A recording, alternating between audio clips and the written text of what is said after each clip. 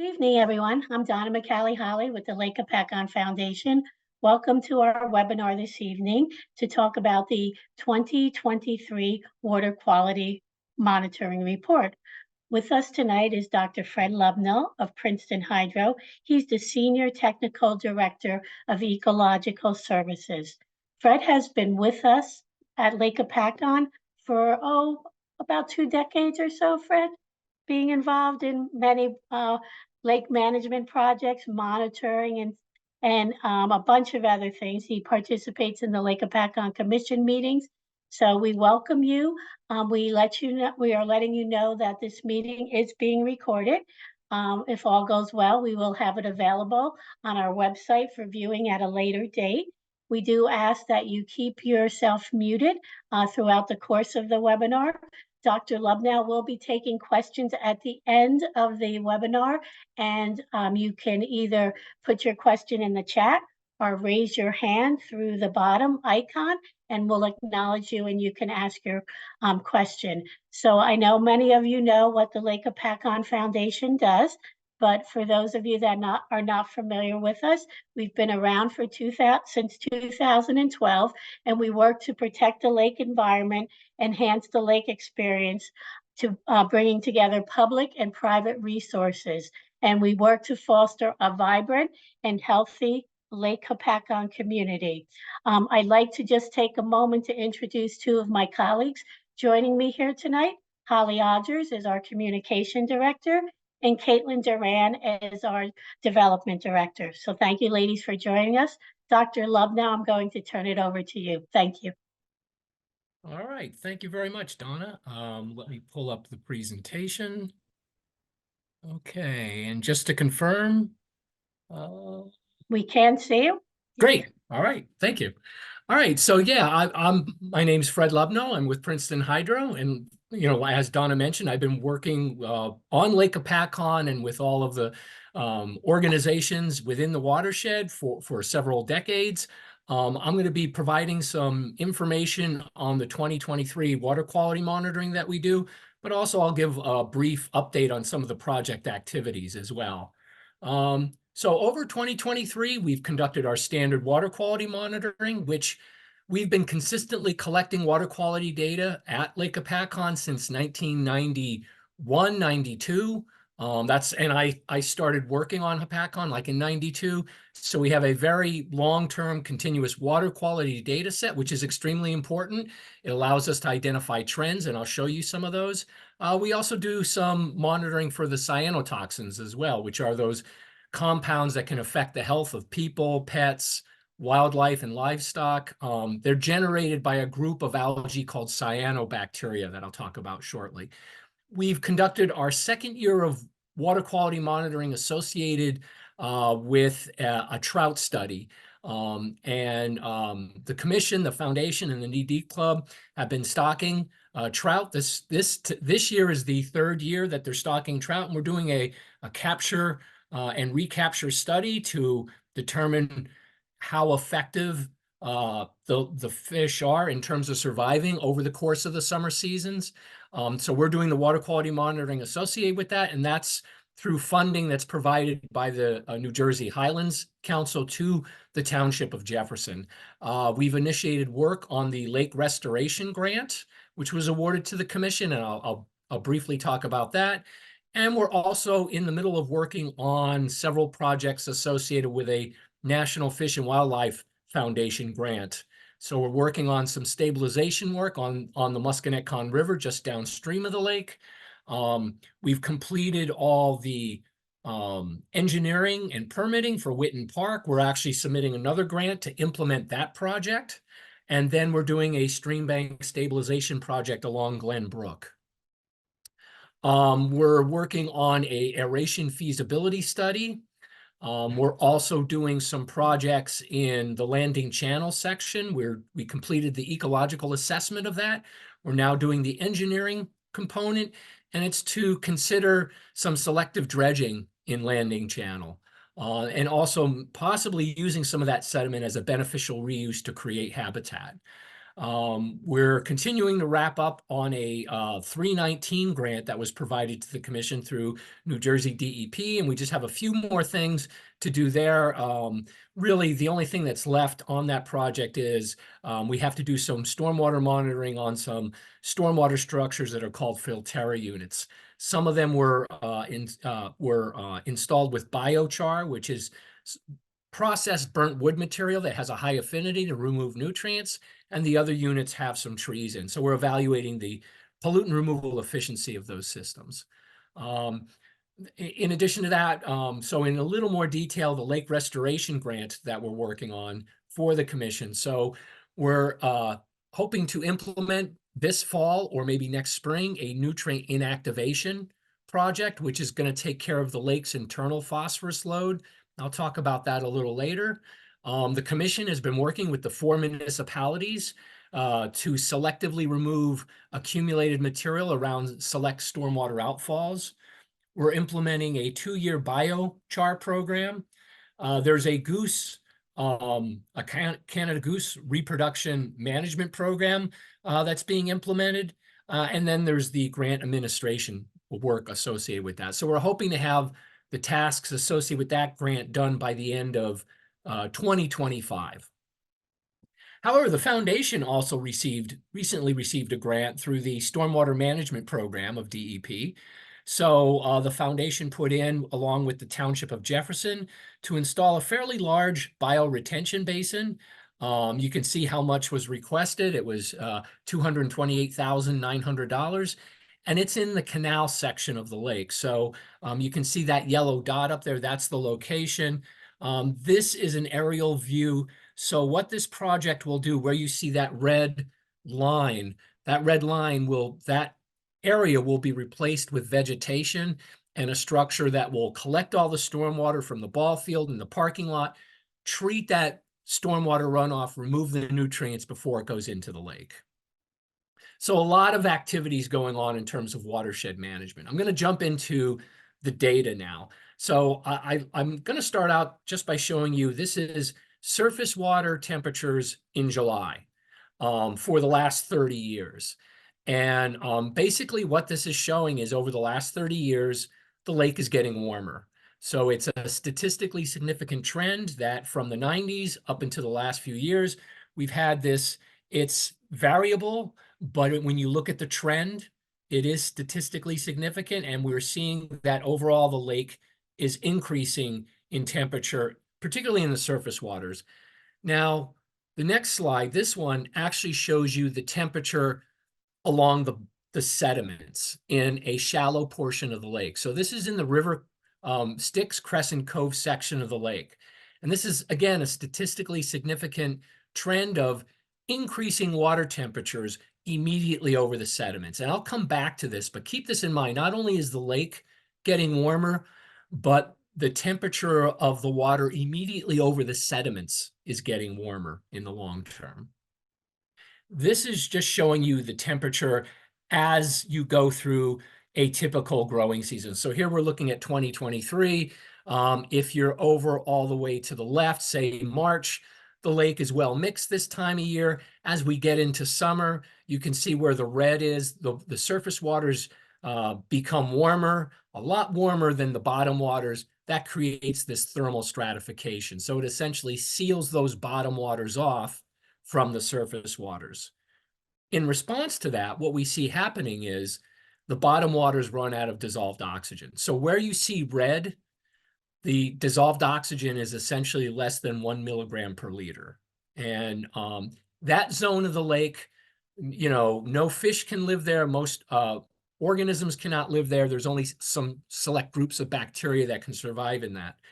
But when you have that zone where there's no oxygen, and it's called anoxic, there's this chemical bond between iron and phosphorus that is broken. So what happens is when you have no when you have no oxygen down there, the phosphorus begins to leak out of the sediments. So what we see, and this is every year we see this, we see an increase in phosphorus in the deep waters. So even though the surface waters may be low of phosphorus, which really helps to fuel the algae and the plants, the deep waters are rich in phosphorus. Now, when you look at surface water concentrations of total phosphorus, you can see that in the long run, we've had a decline in phosphorus. And we want the average phosphorus concentration in Lake Hopatcong to be at 0.03 or lower. So this is the center of the lake. And you can see for the last 20 or so years, we've had fairly low phosphorus concentrations. And if you look at 2023, it hit 0.02. And again, this is in the middle of the lake. So decent conditions in the middle of the lake. And when you look at phosphorus in the long run, in the surface water, you see this trend of declining phosphorus. And this makes sense because of all the efforts of the municipalities, the county, the foundation, the commission, DEP, parks. Everyone has been focusing on the watershed, reducing stormwater nutrients, septic management, replacement of septic systems with sewering in the borough of Hopatcong. All of this has contributed to a decline in the surface water phosphorus concentrations, which is good. Unfortunately, what also has been happening over the same period of time is we've been seeing an increase in the internal phosphorus load. So even though what's coming in from the watershed, which is what we call external, has been on the decline, the internal load has actually increased. And a lot of this has to do with climate change. So again, we have this 30-year database, and we've done an analysis of that data to show that not only the concentration, but the volume of water that has this phosphorus-rich water has also increased in volume as well as in duration. And all this is related to climate change. We have a larger internal phosphorus load. And this is why we're looking into measures such as aeration and nutrient inactivation at Lake Hopatcong, that yes, the watershed-based load is very important, but we also have to consider this internal load. So keep that in mind, that the internal load is increasing. Now, if you look at, this is the average chlorophyll A concentration in Lake Hopatcong in the middle of the lake. So chlorophyll A is a pigment that all algae possess. So this is essentially measuring algae biomass. So if you look at 2023, the concentration hit almost 16 milligrams per liter. That's pretty high. Matter of fact, that is the third highest average chlorophyll A concentration out of the entire database. And this is again attributed to the fact that yes, we're keeping the external load, we're focusing on reducing that, but that internal load has increased, and that's what's fueling the algae. When you have more algae, you have lower water clarity. So these bars represent a Secchi disc going down, and a Secchi disc is an alternating black and white disc. It's about the size of a dinner plate. You lower it into the water. The deeper you can see the Secchi disc, the higher the water clarity. And this is something that's been used for decades to evaluate the quality of water. We want the average Secchi depth to be 1 meter or greater, and 1 meter is about 3.3 feet. But again, look at 2023. This is actually one of the lowest average Secchi depths we have on record. So again, surface water phosphorus concentrations are low, but we're getting more algae and cloudier water. This is because of that internal phosphorus load. And this is just showing you from some of the other stations that indeed throughout the lake, we've seen lower water clarity. When we have lower water clarity, it's attributed to algae. That means we have lesser amounts of aquatic plants. So this past year, the Lake Hopatcong Commission harvested a little under 2,200 pounds of weed biomass from the lake, which is about 5% of the targeted phosphorus we want to remove. That's actually been on the decline over the last few years. The amount of weed harvesting was fairly low. And this is why. It's because ever since 2019, the lake has sort of flipped, that we're seeing more algae in the water column, which is why we're focusing so much on the measures that I'm explaining right now. Because we're getting more algae, we have lower water clarity. And I always say we want to go back to the good old days when we were complaining about the weeds and not complaining about the algae, because weeds are easier to manage. Weeds, you don't have to worry about toxins. Weeds don't force a Department of Health to close a beach. So yes, weeds can be problematic, but we would rather have aquatic plants to manage than the cyanobacteria. And I'm not going to go into too much detail in this slide, but basically what I want to show is that in several sections of the lake, we do have elevated phosphorus concentrations. And specifically in the River Styx Crescent Cove section, which is that station 3, we had phosphorus concentrations at 0.07 milligrams per liter, which is very high. We want to be at 0.03 or lower. So we did have some elevated phosphorus concentrations in that River Styx Crescent Cove section. We also get some higher concentrations in the north end of the lake as well, which would be stations 1 and 10. We had some elevated chlorophyll A concentrations. And when you look at how DEP makes decisions on putting a cyanobacteria or cyanotoxin warning up, it's really based on cell counts. So the number of cells per mil. And again, you can see in River Styx Crescent Cove in July and August, the cell counts were greater than 100,000 cells per mil. They were just below 100,000 cells per mil in September. And this is something we frequently see. It's the northern part of the lake where it's station 10, and it's River Styx Crescent Cove, station 3, where we see our highest amounts of algal growth. Like I mentioned, we also monitor for cyanotoxins. We monitor for 2 of them. We monitor for microcystins, which tends to be the most common group of cyanotoxins, and then we measure anatoxin A. Microcystins are a hepatotoxin. Anatoxin A is a neurotoxin. And you can see that our monitoring in July throughout the lake, and this monitoring happens exclusively along the nearshore areas, because that's where we're really concerned about people having contact with the water. That's where the beaches are, that's where the marinas are, park areas where people and pets may go into the water. So the microcystins, we got 1 hit of 1 part per billion. Now I can tell you the recreational threshold in New Jersey is 2 parts per billion. So yeah, we got a hit at 1, but it was below the threshold. That same station, we had anatoxin A of 0.7, but the threshold for anatoxin A is 15 parts per billion. So even though we had measurable concentrations of those 2 cyanotoxins, they were both below their state thresholds for recreational waters. And then if we look at August, microcystin was negative throughout the entire lake.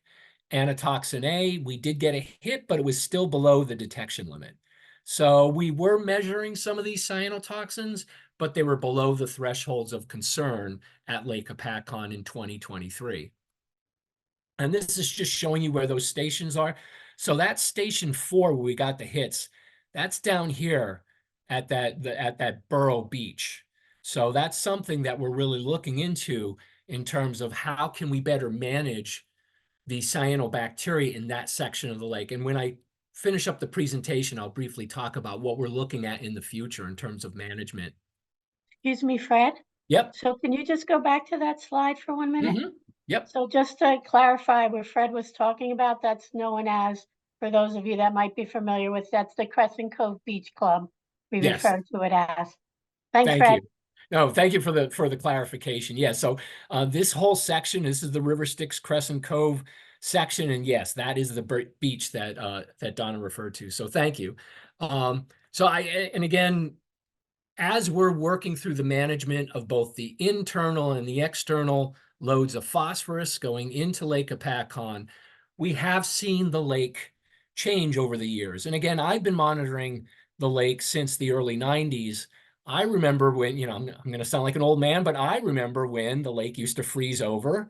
And if we wanted to do some winter sampling, we'd have to carve a hole and sink the equipment down. These photos were taken in January and February of 2023. So you can see the January photo, people were literally boating. And in February last year, there was just starting to get a thin layer of ice. And then this photo was taken, actually, Marty Kane took this photo in late February. So when we went into January after the holidays, we got a little bit of ice in a lot of the lakes that we monitor. But by the time we hit February, all the ice was gone and we have this open water situation. This really has a big impact on the algae and the aquatic plants. And I'll touch on that toward the end of the presentation. So two of the dominant cyanobacteria that are in Lake Hopatcong are these two. The one on the left is called Delictospermum. The one on the right is called Amphannozomenon. The reason why I'm showing these to you is that both of these types of cyanobacteria have what are called gas vacuoles. So this is important because this means they can quickly move up and down the water column. So when you have all that phosphorus-rich water in the deep waters, they can collapse these gas vacuoles and sink to the bottom. They can fuel up on all that phosphorus. They create those gas vacuoles and then they float to the surface and make those, looks like someone threw wet paint right on the surface. It looks like those surface scums. They're doing that with the gas vacuoles. So they're very effective at taking advantage of that internal phosphorus load. Again, this is why we really want to get that phosphorus load internally under control.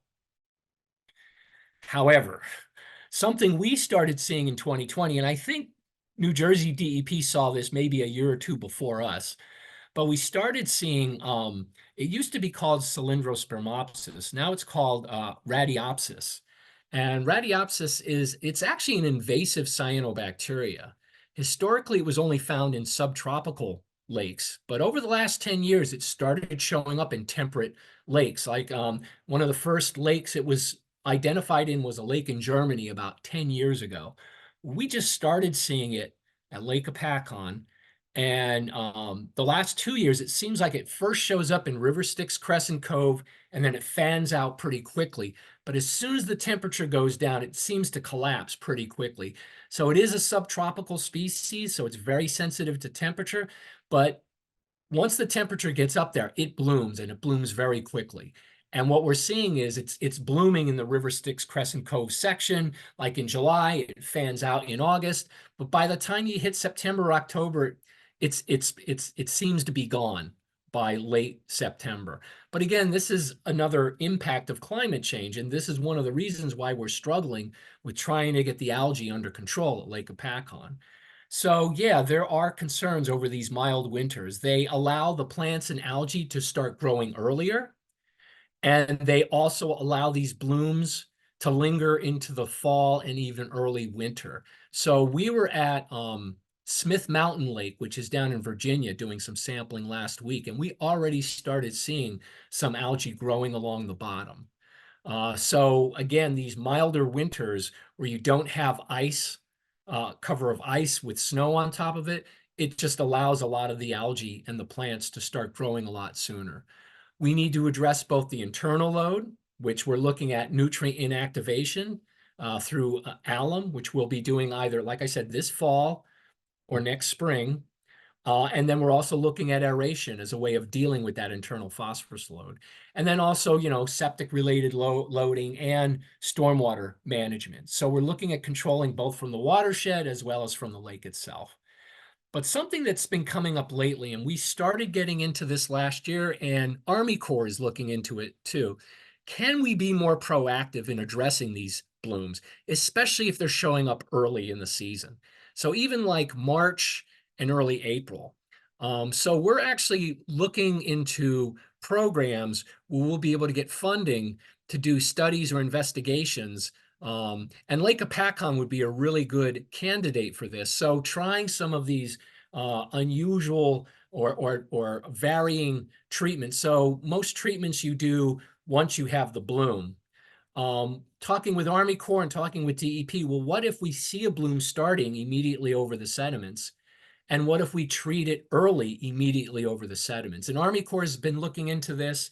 We're starting to look into it as well, as if we can knock down that pre-bloom density of cells, it may be a more cost-effective way than allowing the lake to bloom in the first place and then trying to treat it. So we are looking into these investigations, but I do want to emphasize it's sort of like a three-prong approach. Number one, dealing with the watershed, stormwater management, septic management. The second component is the internal phosphorus load, what's coming up from the sediments and how we mitigate that. And then the third is, with climate change, can we mitigate or can we be more proactive in controlling these HABs even before they occur?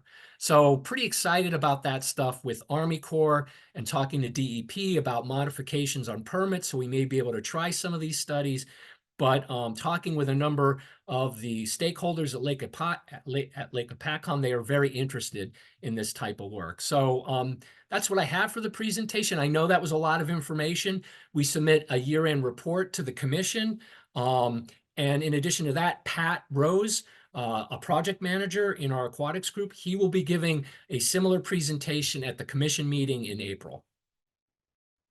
Thank you, Fred. Right. Appreciate that. Yeah. Before we open it up to questions, and we do have one question in the chat already, but you talked about, septic management, stormwater management. So for our participants here, is there, we always talk about those measures we can do, not feeding the geese, managing your septic, native plants, riparian buffers. But is there anything specifically that a homeowner can do, or someone who lives within the watershed can do, that will help reduce the internal phosphorus load? Or will all those long-term measures help to reduce the internal phosphorus load, or is it just going to be reduced through those projects you talked about through the aeration and Right. the So nutrient inactivation? So anything a homeowner does to help reduce the load going in will help both the external and eventually the internal. Because the internal load, I mean, a lot of that is just a function of how deep the lake is. So most deep lakes, once you get deeper than 10 to 12 feet, they'll thermally stratify, which means the surface waters are thermally separated from the deep waters. And if there's enough productivity, if there's enough bacteria and algae along the bottom, they'll just use up that oxygen. And it's this simple chemical bond that's broken. Now, the magnitude of that internal load can be increased as people add more phosphorus. So, using non-phosphorus fertilizers, for lawns, not feeding the geese, pumping your septic system out, once every 3 years, those measures will help both in the short term, which is that, triggering the halves, but it will also help in the long term in controlling that internal phosphorus load. The nutrient inactivation and the aeration they're more like large scale ways of taking care of that internal load. So while we're talking about the nutrient inactivation, as during their cleanup this year, we saw the remnants of an old boat in the lake over down in the landing channel, and some of it attributed to the phosphlock, and that was. Yep. What's your position on that, Fred? Yeah, so I did reach out to the company, CPRO, who makes the product. They provided me with some scientific papers, and indeed phosphlock. So it's very different than alum. Alum is essentially aluminum sulfate. So the aluminum binds with the phosphorus, and it makes it unavailable for algae growth. And the reason why we use aluminum sulfate and not an iron product is because as soon as you have no oxygen, if that phosphate is bonded to the iron, when there's no oxygen, it breaks, and then it's available for algae growth. If you have an aluminum ion and you have a phosphate, it will stay stuck together. It will not break apart. That's the advantage to that. Phosphlock has a product called lanthanum. So it does the same thing. It will bond, but it's also a clay-based product. So the advantage to the Phosphlock, and now it's called Utrizorb, at least from the company that we purchased the product from. It can also take care of organic forms of phosphorus, where the alum will only take care of the inorganic. And taking care of the organic phosphorus is important because a lot of the cyanobacteria are adapted to using organic phosphorus. So the advantage to using the Phosphlock in landing channel is it takes care of both the organic and the inorganic phosphorus. And we were looking at controlling phosphorus from those shallow sediments. It's very different than doing the alum treatment in the deep section of the lake. So they're two very different tools. But I guess to answer your question, the Phosphlock, since it's a clay-based, yes, there are studies to show that it helps to firm up the sediments, and that would explain why we saw the boat there. I mean, we did a heavy treatment of 400 pounds per acre, but when I mentioned that to CPRO, they said now that's considered a medium treatment. Now they're using heavier treatments to really get that phosphorus in those shallow areas under control. So the advantage of the Phosphlock is you're not dealing with aluminum. The disadvantage is it's a lot more expensive than the aluminum sulfate.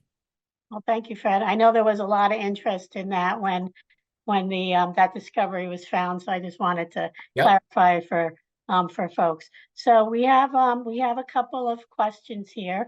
The first one is why is there not a cyanotoxin station in Byram Cove? Because the area has the highest use of swimming from boats. There are no stations in Byram Cove, Byram Bay, or Henderson. So I know that Princeton Hydro works with the commission to determine where the monitoring sites will be. So can you just speak a little bit about that? Sure. So we do monitoring there, but you're right. We do not do the cyanotoxin monitoring. We do water quality monitoring in terms of in situ monitoring. So we do measure dissolved oxygen temperature, pH, conductivity, and water clarity. And those areas tend to be lower in algal productivity than, say, the northern end and River Styx Crescent Cove. Now, if we do see some problematic areas, we may add something. For example, very recently, we added another cell count station on the northern end. So if there are problems or if there are blooms, and if you see them, what I would recommend, take photos and then send them to the commission. They could certainly send them to us. And while we're out monitoring, if there's an issue, we will certainly go out there. But I know those sections generally have better water quality than some of the other sections of the lake, which is why we're not monitoring those sections specifically. But if there are issues, please, let the commission or foundation know, and then they'll contact us. Okay, thank you, Fred. The next question is someone's inquiring when the 2023 report will be released. So I believe it was already submitted to the commission at the last commission meeting. And typically what happens is Colleen will post them online. I don't know if she's posted the 2023 one yet. And actually I'm kind of hoping she didn't, because going over it today, I did find an error that I asked Pat to correct. He had the dissolved oxygen for 2022 on there. So I asked him to put in the 2023 data. So we'll have to resend it to Colleen. But once we submit it to the commission, they then post those reports online. So it should be up there. If it's not up there now, it should be up there very shortly. So we work in close concert with the commission to get information out. That's why we asked Dr. Lubnow to do this. And Holly, please correct me if I'm wrong, but we haven't been advised that the water quality report is available yet on the commission site. Yeah, not that I know of. Okay, Yeah, well, We usually share once it's there.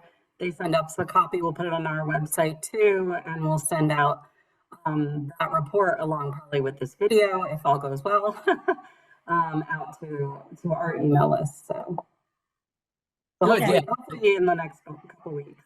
Yeah, and I know Pat will be at the next commission meeting. And like I said, he's going to be presenting the 2023 data at the commission meeting. So what we'll do is we'll make sure that he has that report for that April meeting, so that then that can be distributed to everyone.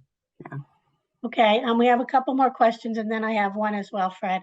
So Cliff London is one of our monitoring volunteers for the harmful algal blooms, and he was asking if there was any overlap between the pH, the stations that Princeton Hydro monitors, and the ones that the foundation does with the Musconetcong watershed monitoring stations, and has Princeton Hydro run any comparisons? Now, I know the data has been provided to Princeton Hydro relative to the volunteer monitoring efforts, but I don't believe there's been any correlation in the weekly monitoring, and actually Cliff does it pretty much year round, thankfully.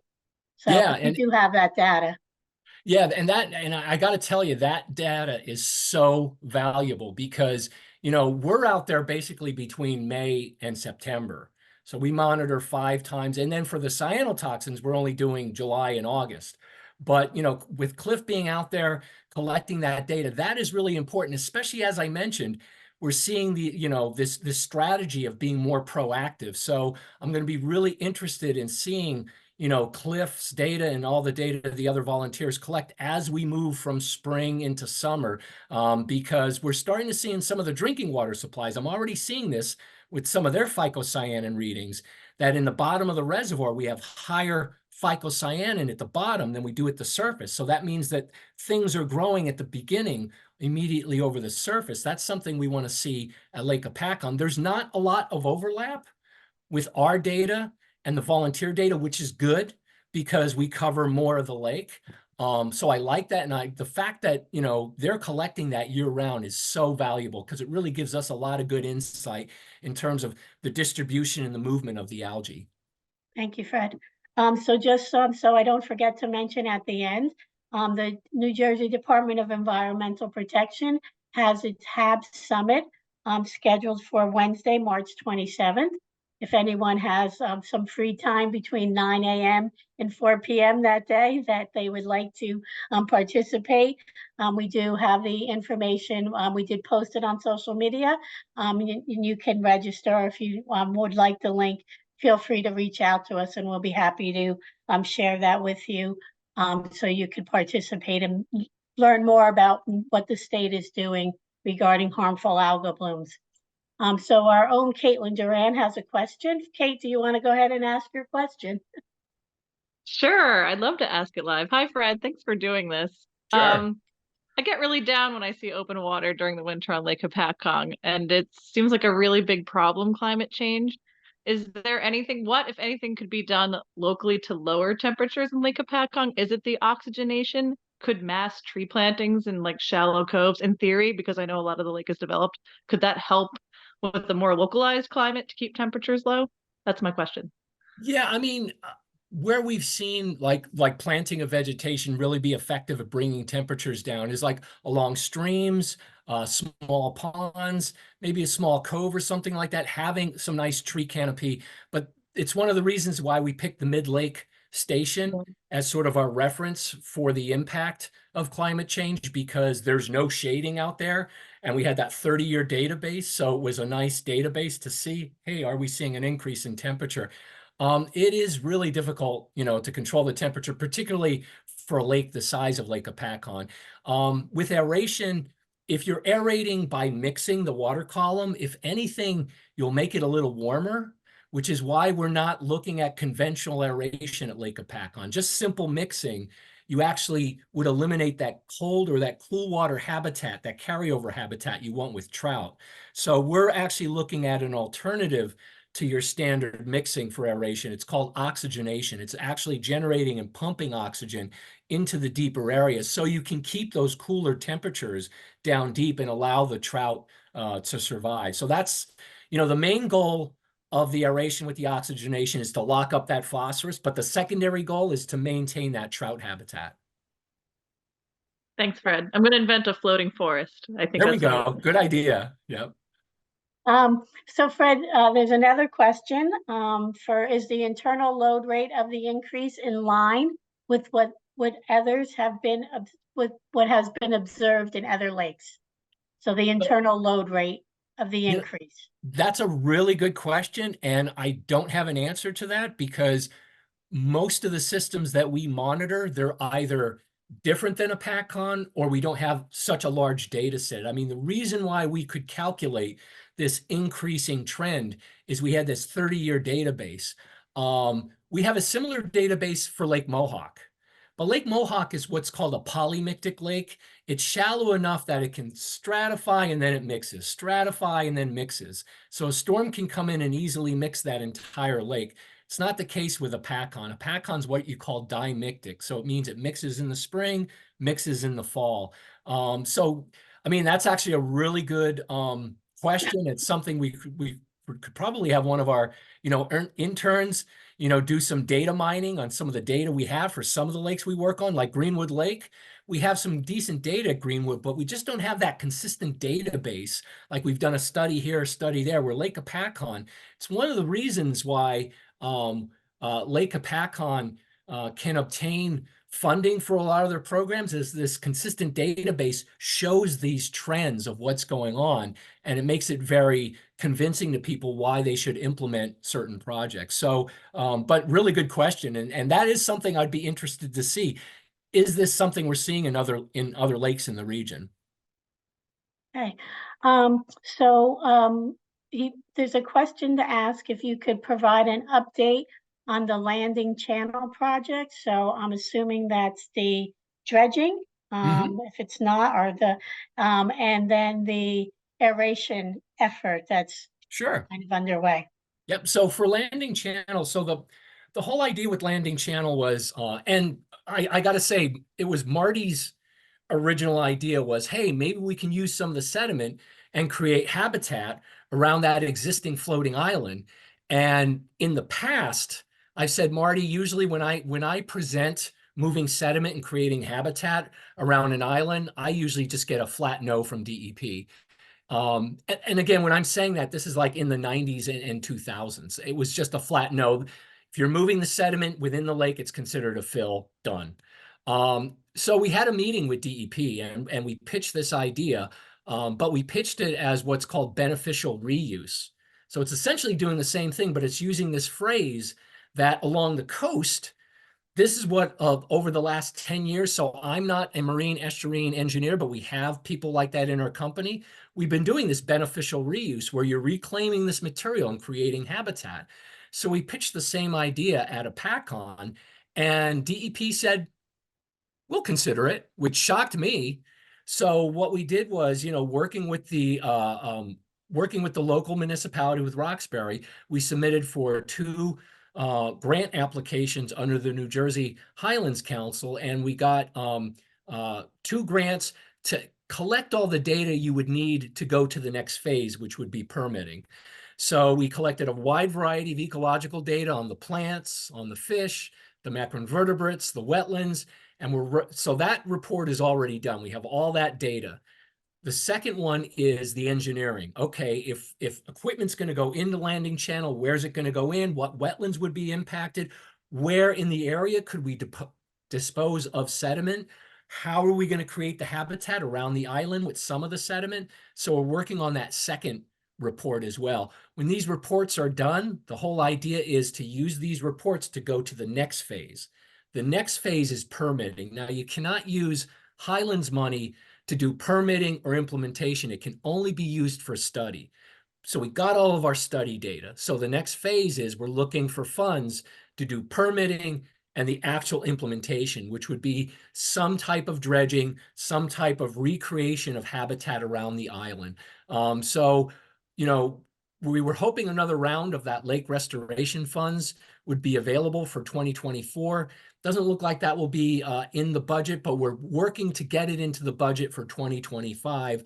And then we're also looking to other potential sources like Army Corps, if there's any sort of funding through EPA, to go to the next phase. So the grants allowed us to collect all the data you need to then file for the permits and do the implementation. So we're like almost done with the collection phase. The next phase would be permitting, and we're looking for funds to implement that next phase.